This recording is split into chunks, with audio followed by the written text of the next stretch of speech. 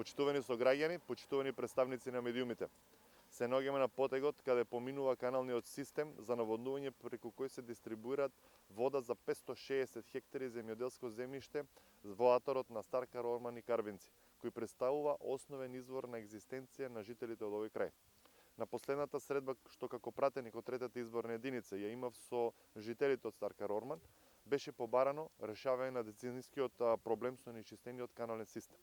Иницирав средба со локалните власти и надлежни институции, на која побарав решавање на овој проблем. Ја утврдивме динамиката со која овој проблем може да биде решен и се зафативме за работа. Машините се веќе на терен и работат на расчистување на овој канален систем, кој со години назад беше запуштен и представуваше проблем за жителите. Ова е мала, но значајна активност која покажува дека барањата на граѓаните се приоритет за нас. Гласот на граѓаните секојаш ќе биде слушнат и ќе биде патоказ за нашата активност. Еден од моите приоритети како иден градоначалник на општина Штип е намалување на разликите помеѓу руралните и урбаните средини.